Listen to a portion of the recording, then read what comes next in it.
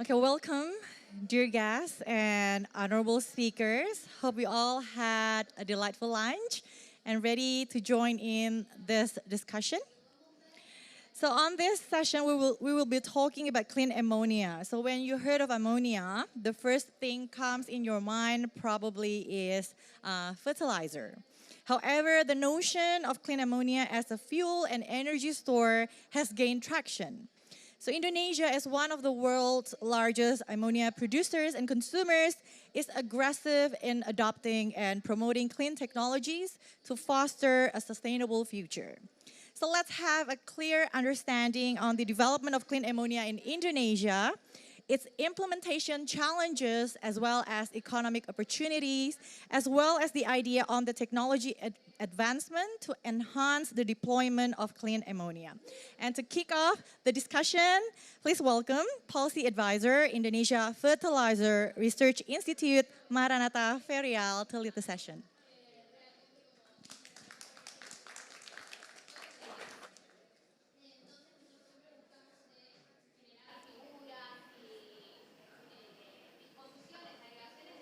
Hello.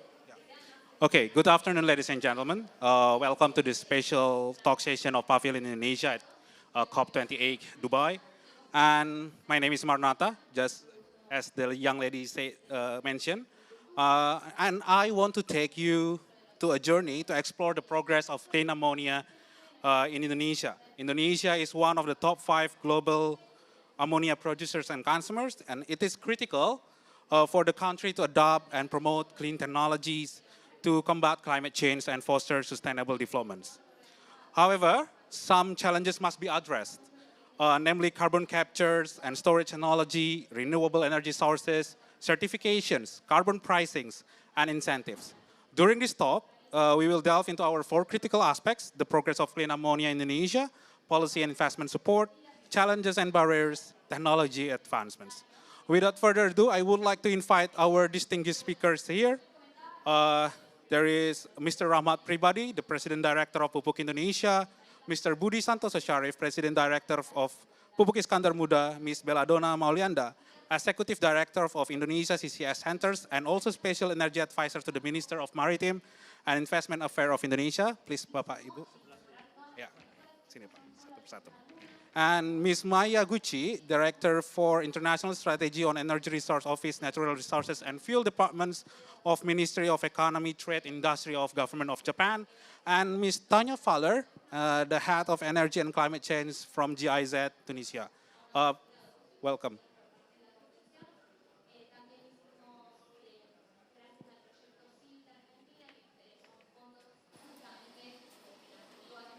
Okay, how are you, gentlemen and ladies? Great. Okay, to begin with, let's hear a video from Deputy Minister of Coordinating Ministry of Maritime and Investment, Bapak Jody Mahardi. Please enjoy.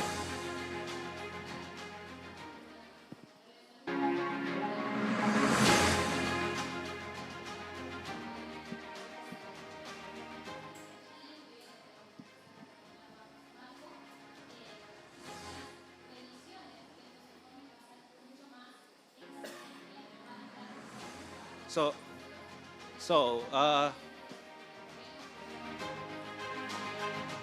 so in the meantime, we'll start the sessions and maybe play the video afterwards. And as we delve into the intricacies of ammonia production in Indonesia, it becomes evident that Pupuk Indonesia stands as a pivotal force, playing a dual role in shaping the nation's agricultural landscape through fertilizer provisions and contributing significantly to the global chemical industry with ammonia productions.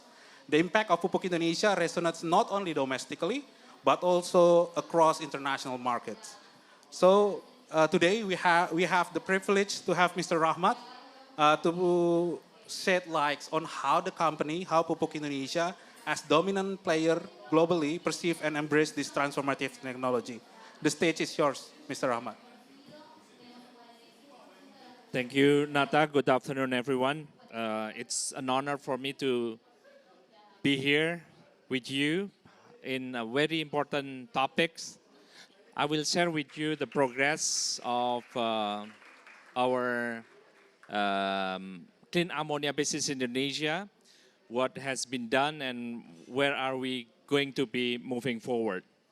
First of all, I'd like to also greet my fellow speaker, Pak Budi from Pupuk Iskandar Muda, one of our subsidiary, Bu Bella from the coordinating ministry of Maritime and Investment,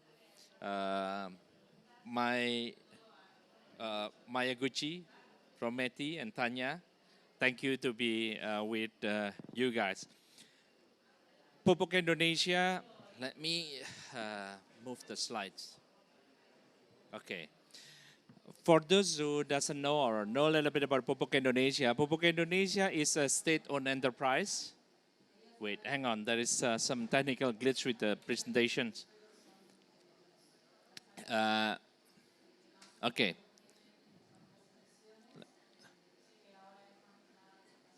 Okay, I'll just go through and the slide can follow afterward. Pupuk Indonesia is state-owned enterprises. Within our Pupuk Indonesia, we have 10 subsidiaries. And Pupuk Indonesia is the largest end fertilizer producer in Asia Pacific, Middle East, and North Africa.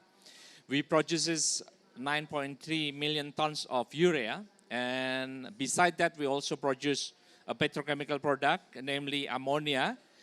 Our production capacity is 7 million tons of ammonia. That makes us also as the largest ammonia producer in Asia Pacific and MENA.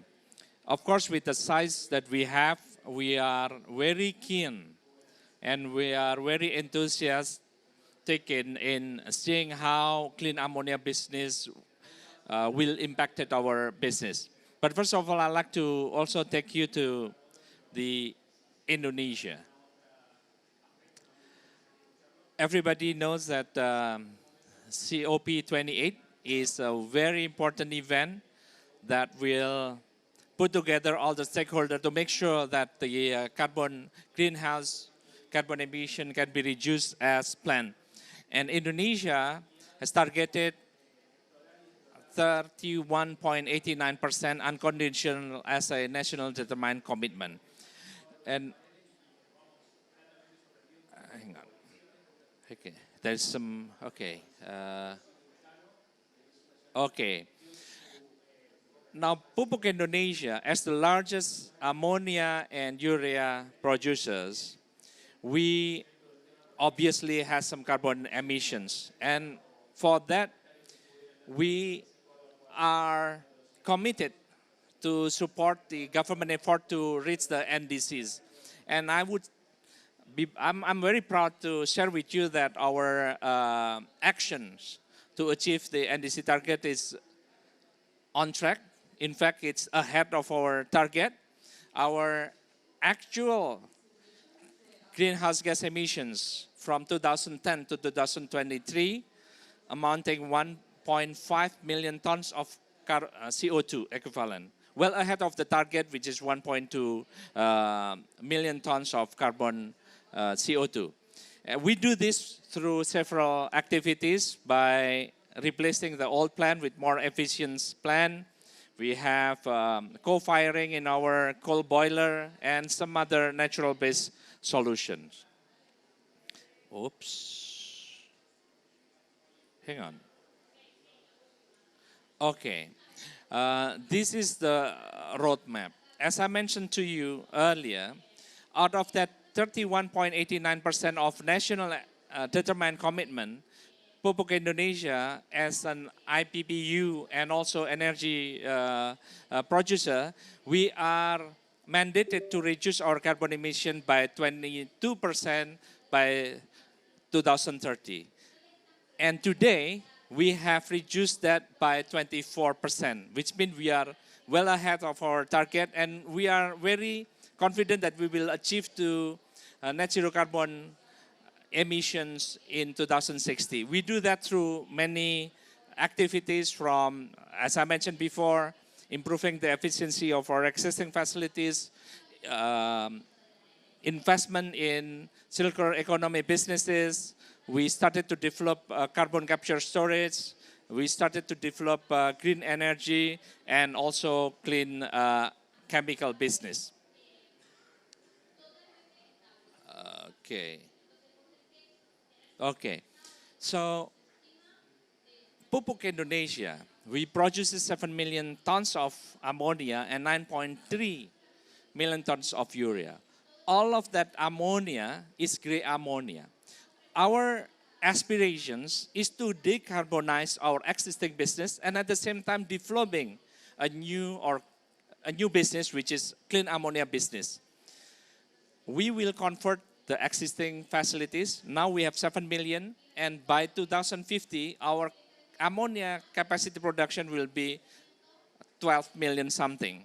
And out of that 12 million something, only 1 million tons are gray ammonia. So we will be decarbonizing and at the same time developing the new business. And that strategy is in line with our strategy house that is set in 2024 and 28. So now why I think that, okay.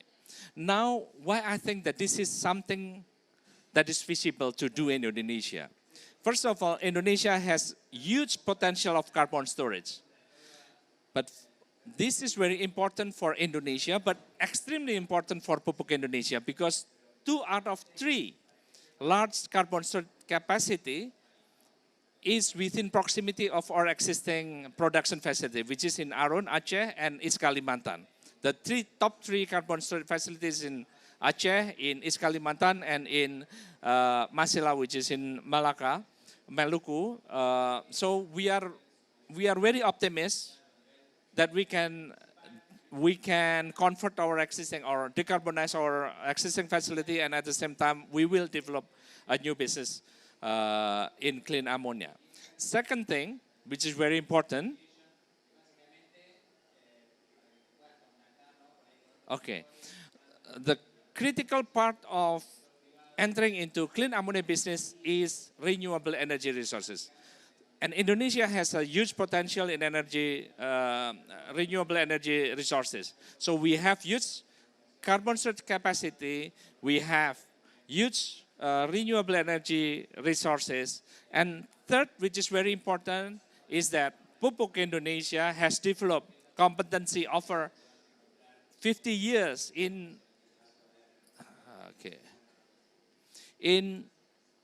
producing ammonia. So we know this business very well. There is green and blue. The differences between green and blue, for those who doesn't know, green is ammonia that is produced using renewable feedstock, and blue hydrogen or blue ammonia is where you use a conventional production facility and you store the CO2. We have this existing capacity. So we have the existing capacity, we have strong knowledge in production, in producing ammonia, we have the experience, and we are sitting in the 2 large carbon storage capacities. So I think Pupuk Indonesia, and I believe Pupuk Indonesia has a solid reasons that we will be among the first to enter into this business. In our roadmap, now we have 27 agreements with the off-taker, with the technology provider, with the renewable resources producers, and we are confident through the joint study that we have, we are confident that by 2025 we will have the first FID, financial investment decision, by 2025, and then we will start the construction in 2026, and then we will start to have first operation of a small-scale green ammonia in 2028. And then, as I mentioned before, by 2050, we will increase our ammonia capacity from 7 million to 12.9 million tons of ammonia. But the very important thing is that the gray ammonia portion of this 12.9 million tons of ammonia is very small. Now, this does not come without challenges. We have challenges in regulation. We've discussed with the Indonesian government on how an industry like us is allowed to use a geological storage to store our carbon. And of course, economics. Very high capital, it's very expensive operations, and the technology is still very early. So the energy intensity in the existing technology is still very high. And third is the infrastructure. There is a limited, for example, electricity grid for renewable resources and some other things like CO2 pipeline and so on and so forth. So I think I'd like to end this presentation by inviting like-minded individuals and corporations to join with us. These climate action, stronger climate action need collaborations, and it is impossible for Pupuk Indonesia to be there alone doing all of this. So we invite everybody who are in the room physically and virtually to be part of this journey, and we would like to welcome any initiative. Thank you very much. Thank you, Mr. Rahmat, for that insightful presentations. So, Mr. Rahmat, you have such strong ambitions to develop the clean ammonia and decarbonize the fertilizer industry. So, can you define more about how the Pupuk Indonesia's progress in achieving its ambitions and what factors influence that? Well, as I mentioned, we have 27 agreements in place right now with technology provider, with off-taker, potential off-taker, with renewable resources provider. So we are there right now. So we have done most of the study that is needed for a business to kickstart. We are very confident that by 2025 we will have our first FID. Just during this, during this COP28, we have signed few agreements. One is an agreement with a bank who will guide us in green financing, and we signed an agreement with a large renewable resources provider. So we are very confident, and we have done some study with our Japanese friends on identifying which area will be the most feasible area to start a blue ammonia project. And we also have an agreement with a group of Danish company to develop green ammonia using nuclear or thorium in this case. So we are very confident that we will complete all the study by next year, and then we will have the first investment decision by 2025. Sure, thank you, Mr. Rahmat. So we are going to zoom in to one of the projects of Pupuk Indonesia with its subsidiary. So in the heart of the strategic Malaccan Strait, specifically in Lok Sumawe, Aceh, a transformative venture has taken root, the development of clean ammonia project. The government of Indonesia has earmarked this bustling deep sea trade route as the home for green industrial clusters, a testament to nation commitment to sustainable and innovative products. Today, we have an honor to invite Mr. Budi to provide us about the progress of the developments and what kind of projects that Mr. Budi works on. So please share your stories, Mr. Budi. Okay, good afternoon all of participants and speakers. I will deliver the current development of green industry cluster and green ammonia in Aceh. Next. Pupuk Iskandar Muda is located in Aceh and has a strong position for business and trading. Aceh is strategically located near Malacca Strait and therefore is crucial for global trading. Malacca Strait is undoubtedly the most important route for trading as it connects west and east of global issues. With special privilege, as we are part of Arun Lok Sumawe Special Economic Zone, our business will enjoy various fiscal benefits that are offered by the government of Indonesia. Our location is also displaying immense potential that can be developed for clean business and green industrial cluster.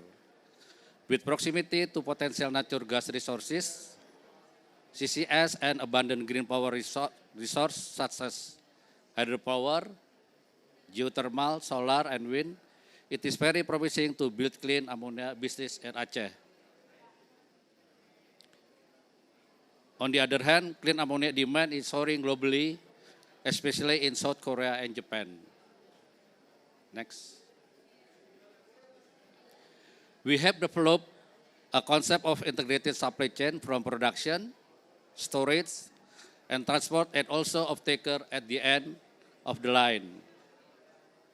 Nowadays, ammonia is no longer commodity for fertilizer only, and instead useful also for other sectors such as energy. In the next few years, we plan to diversify our ammonia downstream usage by embracing new market demand in energy sector. Our clean ammonia or blue ammonia is derived from natural gas, and it will be integrated with CCS in Arun Gas Field by utilizing 37-kilometer long pipe for CO2 transportation, making it the most visible and strategic location for blue ammonia development. Currently, we have conducted the feasibility study of blue ammonia and green ammonia development in Aceh through collaboration with several key partners such as Pupuk Indonesia, Mitsui and Company, and Toyo Engineering. However, there are several barriers and challenges in the clean ammonia business development, such as new technology, cost, and supportive policy that currently is not available yet in Indonesia. With our ambition to take part in global decarbonization campaign and to achieve net zero emission by 2060 or sooner, we have outlined several decarbonization programs as follows. Energy efficiency, implementing energy efficiency by reducing our energy consumption throughout day-to-day operation. Industrial reforestation, planting high carbon absorption capacity trees in the green belt area of the plant, and also residential area. Revamping PIM2 to reduce energy consumption. Then blue ammonia, constructing a standalone blue ammonia plant by injecting the generated CO2 in Arun Gas Field. And revitalize our business PIM1B by replacing gray ammonia urea existing plant to a larger capacity with high energy efficiency. And the last, green ammonia, establish hybrid green ammonia pilot project in collaboration with strategic partners as the initial step towards standalone green ammonia plant. Next. Our commitment to build green business is translated into Green Industrial Cluster or GIC, which will be developed in Iskandar Muda Industrial Area or IMEA, where it comprises total area of 120 hectares. We also have plotted several key areas for the main industries such as blue ammonia plant with production capacity of 2,500 metric ton per day. Currently is in feasibility study state where we have secured investor and also securing off-taker. Green ammonia plant with production capacity of 2,500 metric ton per day currently is still in preparation for joint development agreement for mini green ammonia pilot project. Green hydrogen plant in collaboration with German company, Augustus Global Investment, where MOU has been signed by the parties. And green hydrogen peroxide, where we will utilize renewable hydrogen as feedstock. In the EMEA, our GIC promotes solar farm, green mobility, and also ESG approach to strengthen climate resilience by transitioning into clean energy, where it will help us to achieve net zero emission. We believe our green and sustainable industrial concept will improve social outcome in the region. That's all my presentation. Thank you for always supporting us in our campaign for climate change. Okay, thank you, Mr. Budi, for the excellent presentations. And I have one questions about your projects. So you are in developing a special economic zone in the Aceh. What is the advantages to have investment in this area? You mean in The special economic zone, yeah.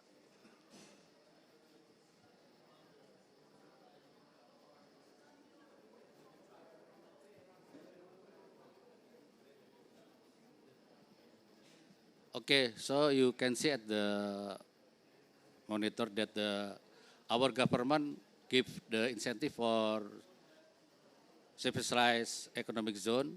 There are 6 tax and custom exemption.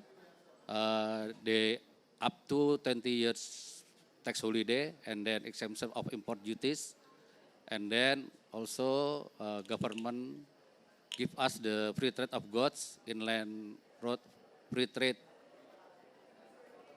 agreement, also the 0% of custom fee. And then there are friendly labor regulation, then immigration privilege, special visa arrangement, and also longer stay visa and multiple entries, and also the privilege on land and properties right, up to 80 years on land of and property gives. And the last is one line single permit. That are the incentive for the special economic zone. Okay, thank you, Mr. Budi. Such a privilege to have investment in your special economic zones of green industrial clusters. So, in the pursuit of blue ammonia as a crucial transition to green ammonia, 2 fundamental pillars emerge: the advancements of carbon capture and storage, and also the formulation of supportive policies. Meanwhile, the Ministry of Maritime and Investment Affairs of Indonesia has a significant project, establishment of CCS hub in Indonesia. At the forefront of these critical intersections between technology, policy, and sustainable developments, we have Ms. Belladonna here, as a distinguished expert in the field, and we'll hear your talks, Ms. Belladonna, please. Yeah, thank you, Mas Maranata. So first of all, I'd like to say thank you to Pupuk Indonesia, Pak Rahmat, for having me here in the Indonesia Pavilion in the Blue Ammonia session. So basically today I'll be talking about facilitating Pupuk Indonesia's Blue Ammonia development through Indonesia CCS Hub. So I'm Belladonna Molianda, I'm the Special Advisor for the Coordinating Ministry of Maritime Investment, also the Executive Director of Indonesia CCS Center. Next slide, please. So basically, I want to introduce Indonesia CCS Center. It's a non-profit think tank independent organization. We're helping the government and also the private and public sector to deploy Indonesia as the regional CCS hub. So there are many things that we are working on, either on the G2G, B2B, regulatory framework, and many more. Next slide. So don't get me wrong, I'm old, I'm 40 years old, I do have 4 kids, right? So some people are taking me, just finished an undergrad. I did my PhD in CCS in Canada. I've been working in the industry for 20 years, 12 years in Canada, 4 years in Malaysia, and many more. Next slide. So basically, I'll be talking about 3 things. What is the importance of the topic, which is context setting. And then the second one, how CCS can enable the blue ammonia development, and also some of the important takeaway messages. Next slide. So I know this is a pretty busy slide, but just to let you know that CCS is also supporting the non-energy sector, which is we do have petrochemical industry in Indonesia that is, like Pak Rahmat mentioned, we are one of the largest ammonia and fertilizer producer in the world.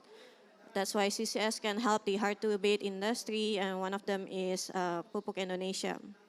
So you can see on the left part of this slide is basically there are some of the statistics, the emission sources coming from, and industry is one of them. So we want to consider this potential industry as the future potential customers of CCS.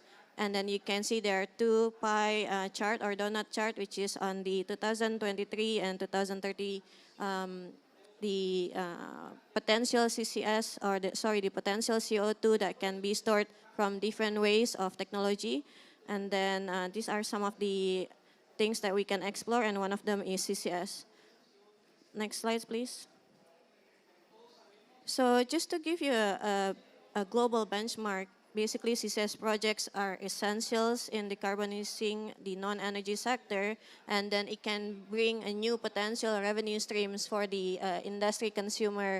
energy consumer industry such as Pupuk Indonesia. You can see that we did a global benchmarking with many countries, US, Japan, Canada, and many more. There are many industries such as biofuel, hydrogen, iron and steel, and other fuel transformations. So you can see that the emitters are very varying from the hydrogen shell, which is the oil and gas, and then refinery and many more. And then you can see that on the very right part of the slide is there are different types of the carbon usage or sequestration. There is geological storage, and they're converting the CO2 to the added value products and many more. Next slide, please. So this is a global benchmark with the UK East Coast Cluster. It's a T-site industrial cluster. Basically, they're using a CCS hub or industrial cluster concept. It's a collective of emitters nearby to the injectors. You can see that there are many multiplier effects of CCS hub. So we are aspiring to be the regional CCS hub. Like Pak Rahmat put it on the map before, there were many hubs that were already mapped by Indonesia CCS Center that we can push forward for the CCS hub development. So some of the benefits of using CCS hub concept is we're going to reduce the cost because we're using the same infrastructure, then we're gonna share the cost, liabilities, and many more. And then we're going to share the commercial risk as well, and then we can give the equal CCS opportunities across the value chain from the emitters, transporter, and also the injectors. And then based on the UK global benchmark here, it's going to create job opportunities. In UK, it will create around 25,000 to 50,000 jobs per year. So that one is using the UK labor cost. If we convert it to the Indonesian labor cost, it's going to create even more jobs. And then it's going to support the low carbon industries or low carbon products at the high premium products such as blue ammonia. Next slide, please. So we came up with this map of the Indonesia hubs, either from Arun to Papua. We map it with the major emitters, which is the petrochemicals such as Pupuk, refinery, power plant, and also smelters. We're mapping the energy consumer industries nearby with the injectors or the operators, which is the geological subsurface. You can see that is the green dots. So we can have many hubs in Indonesia. Probably some of the biggest one is on the Papua, and then on the eastern part of Indonesia, and then on the northern part of Java, and then either on the northern part of Sumatra and also southern part of Sumatra. And then Indonesia has many benefits, such as the large storage capacity. We do have a range between 80 gigatons to 600 gigatons. Our national agency research just updated this number to 600 gigatons a few weeks ago. And then we have pretty strategic location for CCS cross-border from Singapore, Japan, and South Korea. And then why they want to do cross-border? Because they have carbon tax in place, where Indonesia, we don't have carrot and stick yet. We don't have carbon tax. We don't have incentive yet. But, we do have these leverages that we are the strategic location for CCS hub. And then like Pak Rahmat and Pak Budi mentioned that we are pretty strong in the downstream industries. One of them is petrochemicals. So then, these petrochemical industries will produce the low carbon products that we can export it in the future to the Europe and many other developed countries where these developed countries are requiring net zero emission throughout the scope 1, scope 2, and scope 3. And then we are having a rapid development of CCS and CCS projects, pre-projects and studies, they're taken in place already, and then they're waiting for the regulation to be implemented as projects. Next slide, please. So I want to share about the progresses that Indonesia has in the regulatory framework. We launched our presidential regulation in carbon pricing in 2021. We launched within this March the regulation of ministry in CCS and CCUS within the oil and gas working area. And then we just launched our financial authority regulation, which is OJK, that caters for the carbon trading. And then we just launched our national standards on October 31st on 4 national standards in geological storage. We were adopting ISO standards TC265, number 14, 15, 18, and 23. In the next year, we're going to work on the carbon capture and transportation standards, helping BSN, our national agency.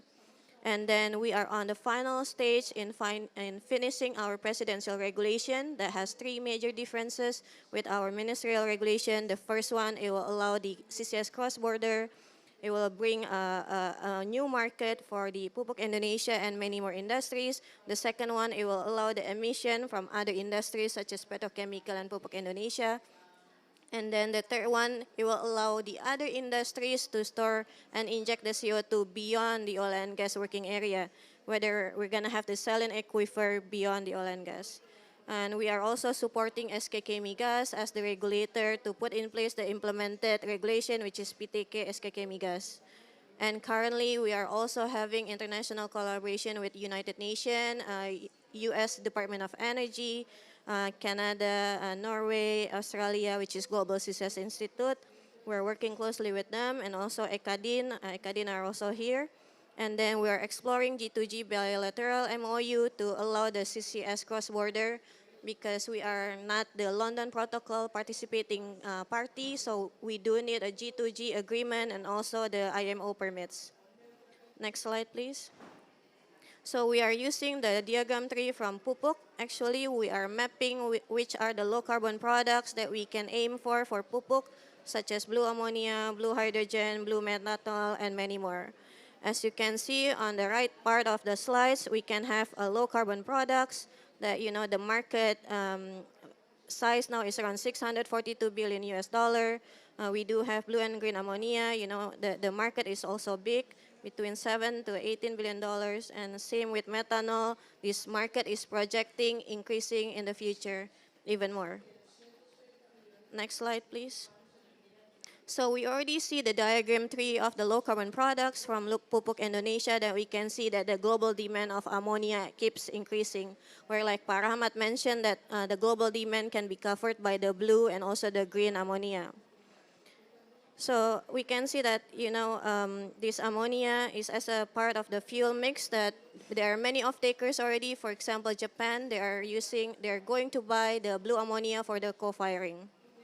Next slide, please. So this is the global example of blue ammonia between Saudi Arabia and Japan blue ammonia network that you can see that it's a proof of concept of blue ammonia partnership between Aramco, SABIC, and also Japanese companies. They are doing around 40 tons of blue ammonia, and then this blue ammonia can be used for the co-firing and also the powered micro gas turbine in Fukushima. So I think the same concept of network of blue ammonia can be mimicked by Pupuk Indonesia in the near future. Next slide, please. Okay, this is a very hot news. On November 13, 2023 in Washington, D.C., President Jokowi just had a meeting with President Biden, and then one of the pointers of the bilateral discussion is CCS, carbon capture and storage, and then Indonesia CCS Center was mentioned in the White House fact sheet that we've been working together with the commercial and legal department of U.S. Government, and then there was another investment being done in Indonesia, which is Exxon. Exxon invested $15 billion for the net zero petrochemical facility in Indonesia. So this is a very good example that CCS is a license to invest. So Exxon as a global investor, their main FID criteria, whether they can be CCS or not for their new facility. Next slide, please. This is my last slide. Basically, we do have challenges like Pak Rahmat and Pak Budi mentioned, and then we do need the strategic development of the industry, either in the B2B and also G2G. And then we map the challenges, and then what we can do together as a collective effort.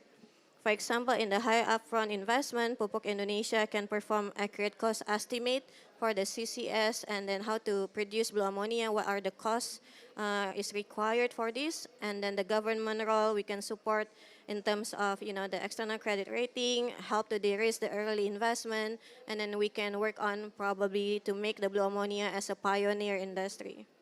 And then cost competitiveness, Pupuk Indonesia can implement efficient technology and processes to make it more cost efficient.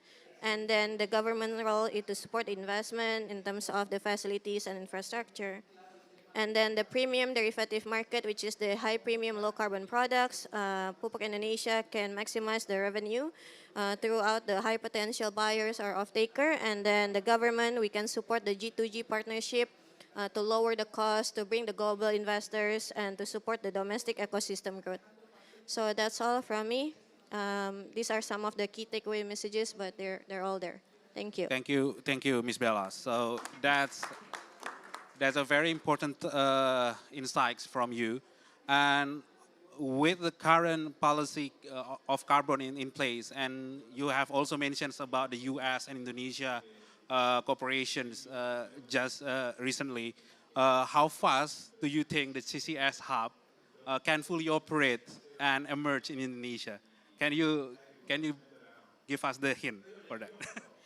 Yeah, that's a good question, Mas Marnata. I mean, like, we always work this CCS until like 1 a.m. in the morning every day, right? Working on it and then try to convince all the stakeholders and so on. So basically, to develop a CCS hub, we're learning it from the Northern Light Hub in the Norway. It's the first and the largest CCS hub in the world.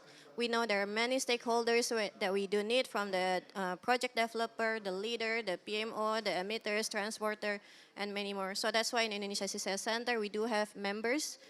Pupuk Indonesia is one of the member, the key member that we have to work together and so on, and then to bring the costs lower down, and then bring the investment and so on. So to make a hub, it wouldn't be that fast compared to the standalone project. We compare with Malaysia. Malaysia is pushing forward for a standalone project in 2026 for Kasuari, right? So I think if we can make, for example, one winning story, just a small hub, right? For example, Pupuk Indonesia work together with for example, in Kalimantan, we do have Chevron, we do have Pertamina, Hulu Mahakam, and so on. Then, we can use the existing infrastructure. I think that would be easier, Pak. And also in Arun, for example, we can work together and in the emitters, collective emitters, and also the nearby gas field, right? That is already depleted over there. I think Pupuk can be the first success story to be the hub. I don't think it will be that long. Pak Rahmat put it in 2025. I think let's make it to that timeline.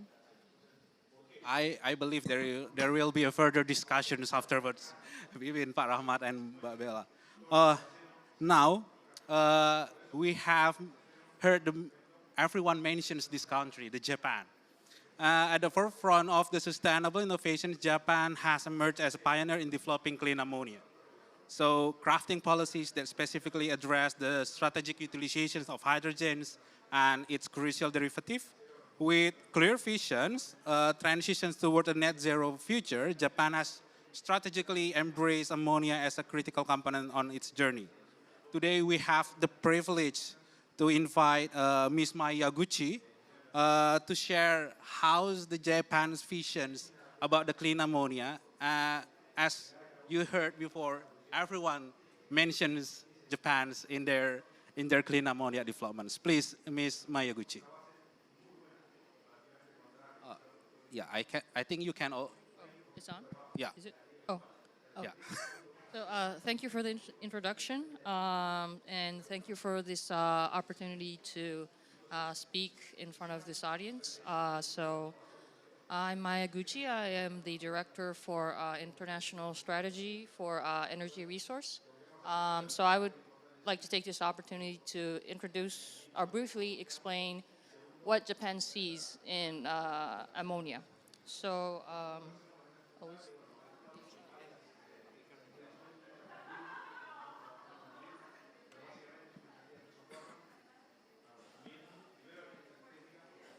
okay, thank you.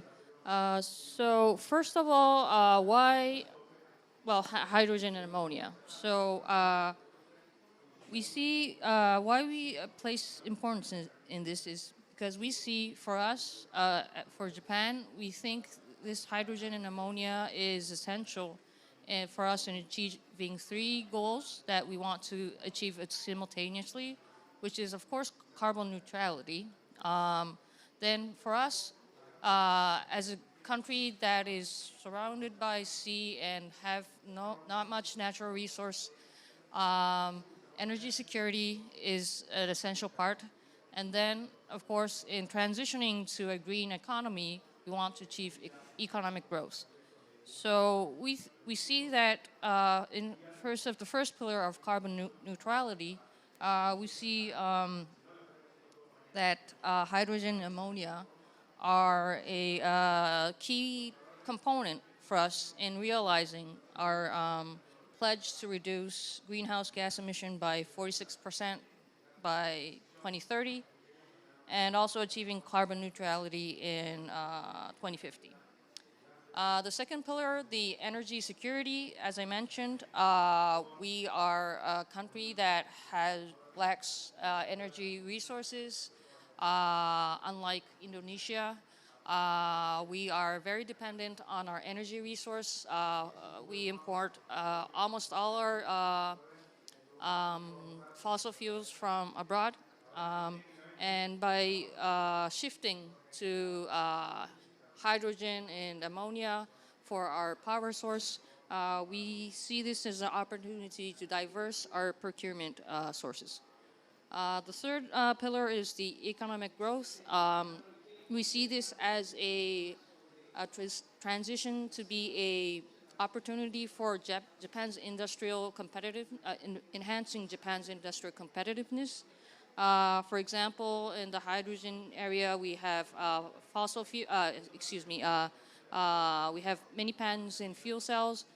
In ammonia, we are pushing to develop co-firing technologies for power plants.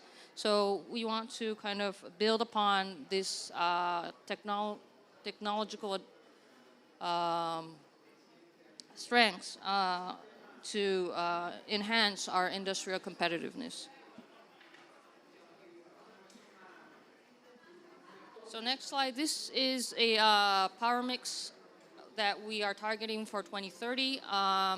We put out our sixth strategic energy plan, and it seems very small, but we are targeting to have hydrogen and ammonia to be used about approximately 1% in our power mix, which is equivalent to 3 million tons of hydrogen and ammonia. Right, so this is, just to explain, I don't think this needs to be explained to this audience, but we see ammonia not just as a carrier, but also as a source of fuel. And we see the advantage here because ammonia of course, does not emit CO2 during combustion, and also it can be produced both from natural gas, fossil fuels with CO2 offset, and also renewable energy. So it can transition from blue to green, which we see as a valuable feature in transitioning to net zero.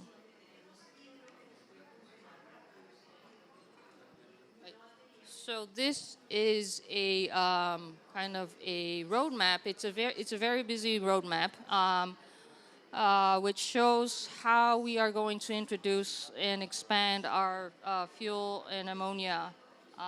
This is targeted by 2050, and it's a busy roadmap, but it's in three parts. It's the demand, supply, and the international collaboration. For demand, as I mentioned, by 2030, we see, in order to achieve our target of 1% in our power mix of ammonia and hydrogen, we would need 3 million tons of hydrogen and ammonia. So in order to generate the demand, as a government, we are supporting development and deployment of co-firing technology, which we see is a very important part in our net zero policy. And also in the supply side, of course, we need to be able to procure 3 million tons of hydrogen ammonia, which we are doing by, we also support this by government subsidies, and also try to support new technology that can produce ammonia in a more low-cost and efficient way. And the third pillar is the establishing a international cooperation framework between other countries in order to recognize the importance of fuel ammonia, because I think the importance of fuel, not just ammonia, but fuel ammonia, is not as recognized as much in the global context. So this is just an example of the technology that we are funding through government funds. This is a fund called Green Innovation Fund, which speaks, the name speaks for itself. We are funding technology that will transition, that will achieve a green transformation. These are examples of technologies related to fuel ammonia supply chain. So on the right side, we support both the supply side and the demand side. So on the right side is the supporting high ratio co-firing and single fuel firing burners, which is IHI, Mitsubishi Heavy Industries, JERA, Tohoku University, and so on. And also on the left side is the supplying technology, which is our production technology, which allows production of ammonia in a more large scale and reduced cost by 2030.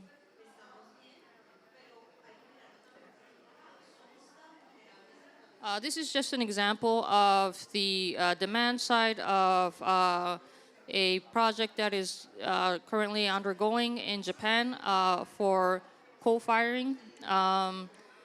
And we are trying to achieve, this project is trying to achieve 50% and more coal-firing by ammonia power generation with fossil fuel coal-firing. And yeah, so, and we are aiming to, this project aims to complete this project by 2024, which is next year. Also, as a global movement, we think it is important to, in order to develop a fuel ammonia supply chain, just developing demand within our country is not enough. I think it is important to expand the demand market. In that sense, we see Asia as a partner, which also has motives to use fuel ammonia for their power generation. So as an example, with Indonesia, we, in April 2022, we have started a feasibility study on a ammonia coal-firing at the Suralaya coal power plant. And recently, in March this year, there was a MOU signed between MHI and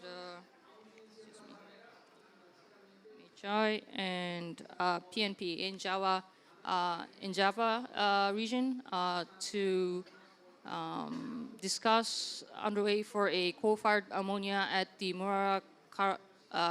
Karan power plant. And not just in Asia, we think we feel the importance of spreading the recognition of the significance of fuel ammonia. So we annually have an international conference on fuel ammonia in order to kind of spread the recognition of the importance of fuel ammonia and kind of make a cooperation within like-minded countries to understand the possibility of using fuel ammonia. Right. So that is kind of what our brief thought on policy of fuel ammonia. Thank you. Thank you, Ms. Mayaguchi. That's a very insightful presentations from Ms. Mayaguchi. And you have mentions about collaborations and working together with other countries. And I need to know, how do you perceive technology and investments with international partners such as Indonesia can benefit Japan in securing its energy transitions and its neighbor? Yes. So I think for us, because we are a small country,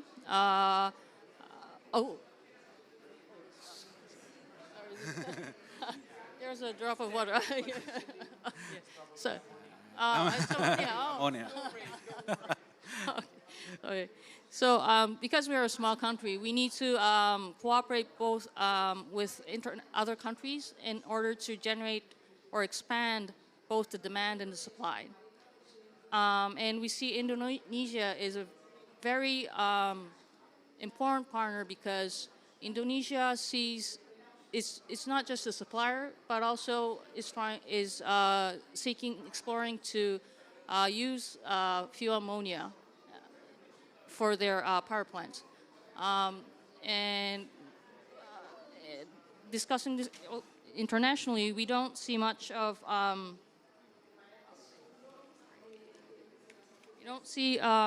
so this kind of value. I think you should. Yeah. I think Okay. you should move. It's a little raining here. Okay. Sorry. Okay.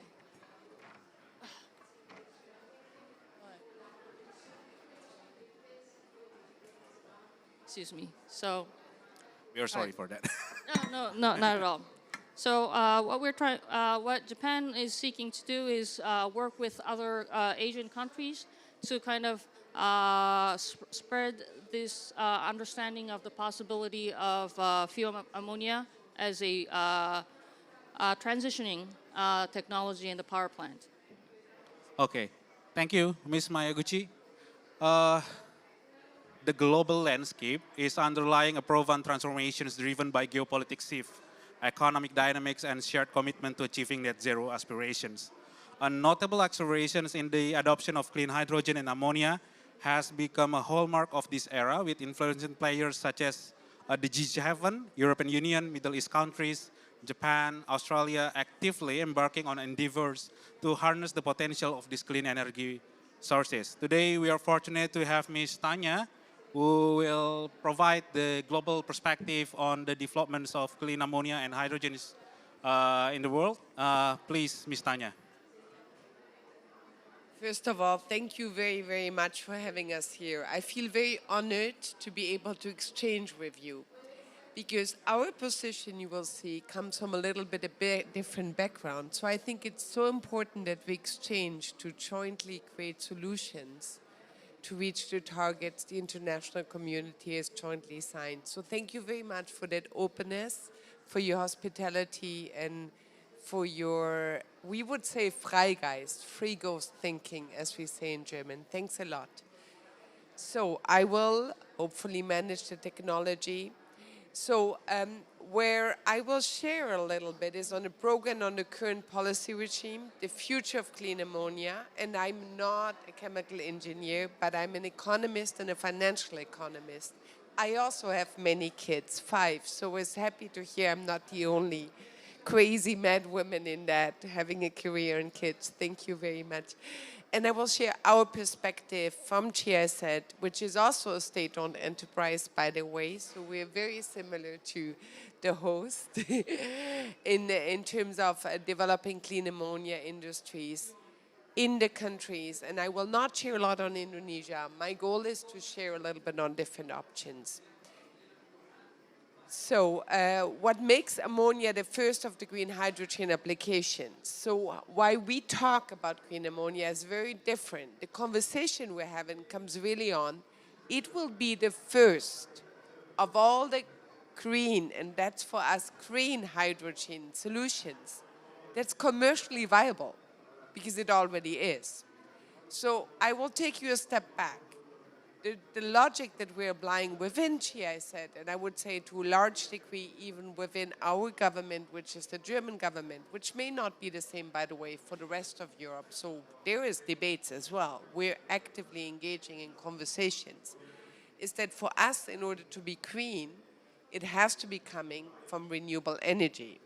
So we're not that much involved in a CCS for the hydrogen production. That's different from energy production, because it's the additionality point where a green hydrogen application for us can only be green the moment it's done from renewable energy and the water is not used from drinking water, but from water that's additionally available. So it is fast to be commercially viable, and that's what makes it exciting and interesting. The second point of view is also, while many of the options we have to use green hydrogen are very much focused on Europe and on already very, let's say, industrialized economies, in some countries, like the one I work in for GIZ, we have an enormous potential to generate renewable energy, to generate green hydrogen, to generate green ammonia, but we do not have a potential to decarbonize many sectors, with the exception, by the way, of the fertilizer sector. So it's a very unique sector because it's the first local application. And for us, when we work with funds from our ODA funds, this is the only thing we would like to finance. Germany has a very clear logic on not wanting to finance export with ODA funds. That would be other funds that are also available, but we like to distinguish and support local economies in as much as possibly untied way. So it's a quite unique and very different point of view. And as an economist, and as a former financial economist, I understand all the rational gas financing. So I'm not entering a technical debate. I'm presenting a different point of view that hopefully can enrich in here. So, yeah, ammonia is the cheapest of the green hydrogen derivative. That makes it economically viable when other things are not yet, because we're creating a market, which is what I'm excited about. This is a fully new thing that's happening. Well, it's also carbon cheap in that sense, so it's just economically viable. Then there is a green and blue ammonia cost breakdown, and that really just illustrates a bit the point here. We will share the slides later on. I don't want to bore the estimate audience with all that, but still, we're not fully there.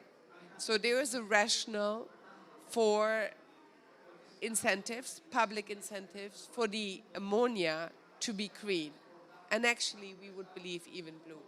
So there is a role for the public sector to further engage in it. In some countries, like Tunisia, I would argue because we import the fertilizer, which brings additional costs, it indeed is already closer to being at the breakdown point where it is economically viable.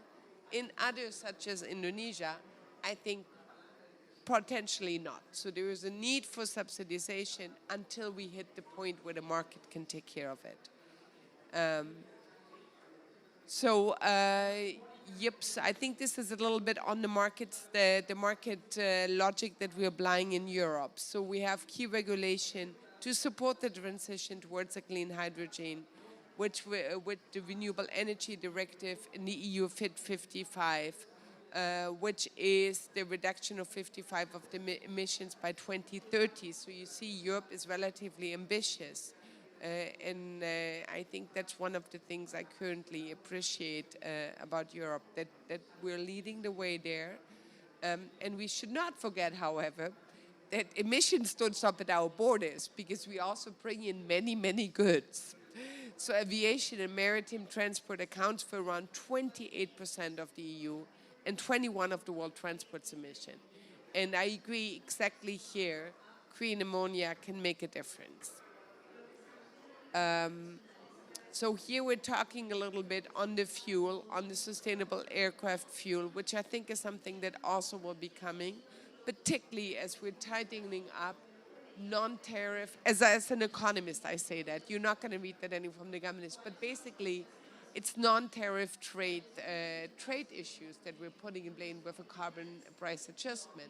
There is a rationale for doing that, and I support that rationale, but I think it's important to be clear in this as well. So we have new upcoming maritime regulation that will also continue certain obligation here on the carbon intensity that will require further reduction in the carbon intensity and therefore push the market hopefully towards an economically viable solution for green ammonia. So this is all from the International Maritime Organization. I'm going to be quick. This will all be at your disposal, so please. So it's what is exciting about ammonia, and I think, you know, you can do that much better than me because I'm not the chemical engineer. I'm just the economist. For me, it's exciting that it's economically viable and that it's actually currently today needed. So this is one of the issues that I think a lot of it is used at feedstock at production at site, 10% traded. And we see already that ammonia does carry a little bit of challenges, and that's why I'm happy that such experienced countries such as Indonesia and such experienced companies at Pupuk are taking the lead on it, because it does carry a risk. It is a risky business as well in terms of explosion. I think there will be this cute little slide that points out that it's not only a fertilizer, it can be used for refrigeration and explosive. So there's a certain production risk where we do need able and skilled producers to be working on it. And I think there's an interesting role for Pupuk and for Indonesia in there. So we look at the expanded vision in heat transfer, in transport fuel, and in energy storage. What is for us interesting is that ammonia is a very good and simple energy storage as well, because we need to decarbonize the hard-to-abate sectors in Europe, and we will not be able to produce all the renewable energy that we would need. So it's clear, we will be net energy importer. So we're aiming at the hard-to-abate sectors, particularly fertilizers here, very interesting conversation to be having, because we also will not be able to go out of fertilizer production because there's a need for food for this planet. So I think most of those points have made before, so I'm going to go through. We've had the blue-green conversation, and I just want to highlight that to me, it's very interesting that the enormous potential of geothermal energy in Indonesia has not yet considered in the conversation, or not yet considered at large. I'm sure it has to some point. But Indonesia is a country with an enormous potential on hydrogen, also because it's based on an enormous geothermal potential, which the German corporation in the past has supported massively.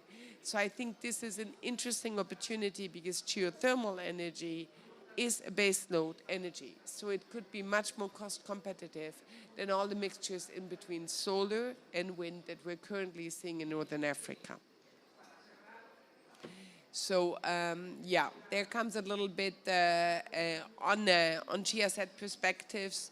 On the, it's interesting, the extraordinary development story. I think our Indonesian colleagues can speak much better about that.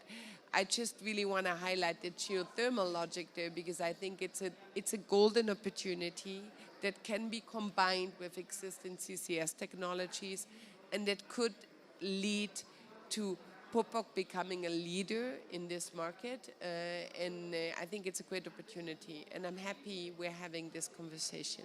So yeah, this is a little bit about what we do.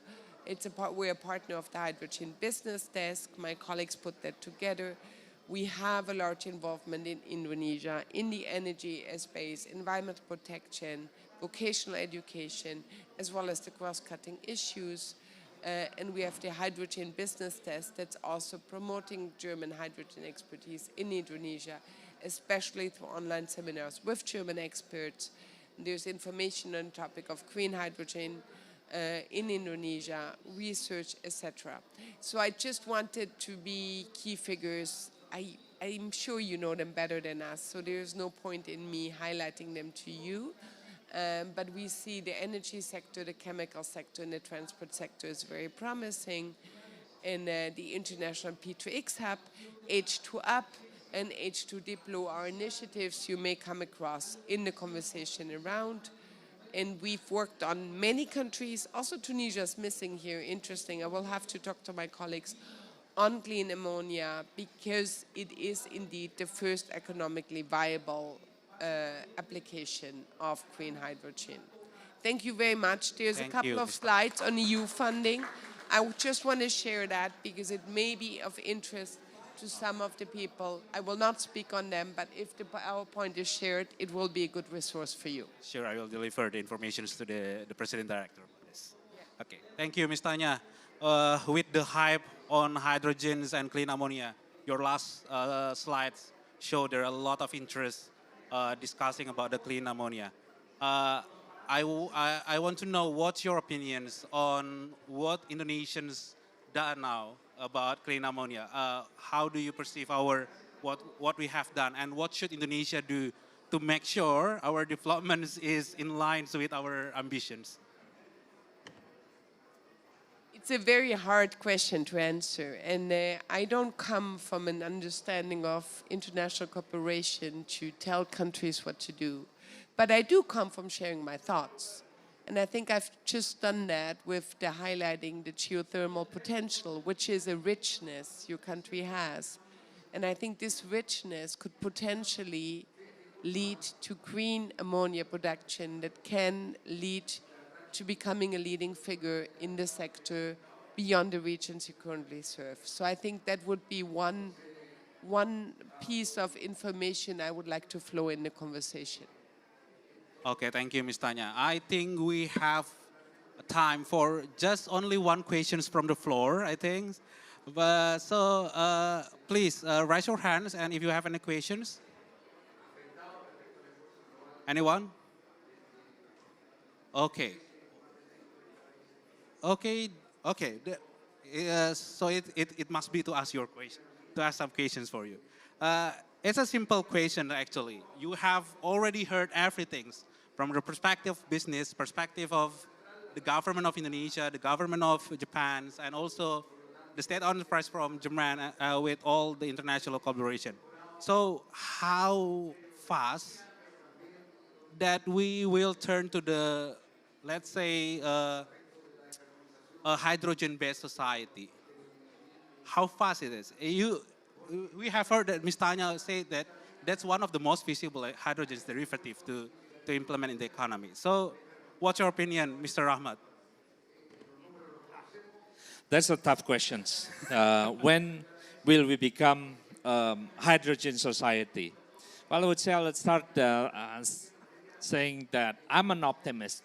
So I know we'll get there. It's a question of when is something that we cannot answer. But I know for a fact that for this business to take off, at least there are 4 parameters, right? One is the technology, 2 is the economic, 3rd is the market, and 4th one is regulatory framework. Now, looking at the technology in a carbon capture, the technology is quite mature. In a green ammonia or green hydrogen space, I think the electrolyzer is quite mature. Now we are moving to a more efficient electrolyzer. So the technology is there. Second is the economic. Yes, it's still very expensive to have a blue ammonia. It means another $100 to $120 cost per ton. But the beauty is that Pupuk Indonesia, as the largest ammonia producer in Asia Pacific, Middle East, and North Africa, we already have an existing facility. Bear in mind, Pupuk Indonesia is close to 5% ammonia, global ammonia production. So we have a huge capacity. So that question about the economic can be lessened because we have the existing facility. And I would agree with Tanya, we need some fiscal arrangement that could be incentive or disincentive on doing this business. But I think for Pupuk Indonesia, we are in a better advantage to do this. And third, the market. Of course, the market is not concrete right now because there's no concrete product. But I know there's a demand. I know there's a need. That's why we are all here in COP28, right? So everybody has a very strong climate action. So I know someday, somehow, the market is there. Third is the regulatory framework. And I'm very pleased that Mr. Bela mentioned that it's almost issued, right? The decree. So once that's issued, and in our plan is that we will have our first FID in 2025, and we will have a small-scale hydrogen, green hydrogen plant in 2028. That could be a standalone project in Iskandar Muda, or an integrated renewable energy in East Java, or a nuclear-based green hydrogen in East Kalimantan. So I'm optimist. The market is there. When will we become the hydrogen society? I don't know. But at least we all here committed to take first action. And that's very important. Thank you. I think we have the representative from the government of Indonesia here, and also the one that working with CSS Institute. How do you think? Do you have any additions to Mr. Rahmat Pribadi's opinion?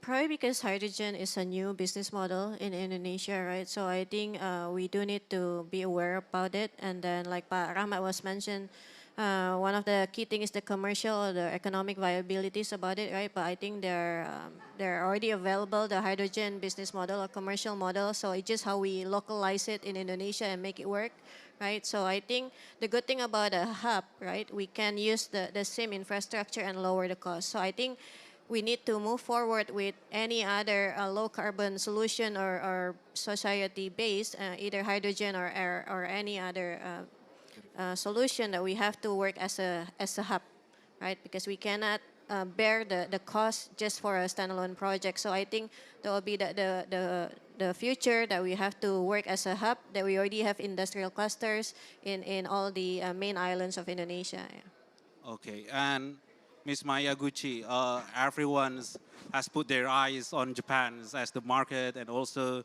with the technology advancement from your countries. So how do you think about what my questions before? Yes, for Japan, yes, it's for Japan. In our roadmap, I think we aim to have a, for example, in the power plant, we aim to start a pure ammonia thermal firing, pure ammonia power plant by the late 2040s. Because for us, and so it's going to be a long, it's not going to be easy for us, I think, because same points as the previous speakers. It's the economic viability, also it's the regulation that has to be put in place. Especially for us, we are going to import a lot of it. It's going to be imported. And even if it's technologically viable, still the cost is going to be high for us. That is something that we have to face. And we, so in order to accommodate that high price, there needs to be the technology advancement, also the regulation. So it's going to be a very difficult path. We are aware of that, but we also have to achieve net zero by 2050, and this is a very important option for us. So we are trying hard to achieve that goal by 2040, 2050. Okay, thank you, Ms. Mayaguchi. So unfortunately, I have to bring these sessions to close. So I would like to express my gratitude to Mr. Rahmat Pribadi, Mr. Budi Santoso, Ms. Belladonna, Ms. Tanya, and Ms. Mayaguchi for sharing their expertise and insight for us. And let's carry this momentum of discussions beyond this forum. So each insight shared and each idea exchanged contribute to broader narrative of progress. So clean ammonia is not just a topic. Everyone has mentioned about 2025, 2026, 2023, and Ms. Mayaguchi mentioned 2040, 2050. Everyone has mentioned a year, but we have to take the momentum. We have to make some actions to that. And I will say to thank you to all the speakers and all the audience here and everyone who has part of these conversations. Let's continue working together inspired by clean ammonia possibilities to build a world where progress is synonymous and with sustainability. Enjoy your COP28 journey and thank you for being part of this dialogue.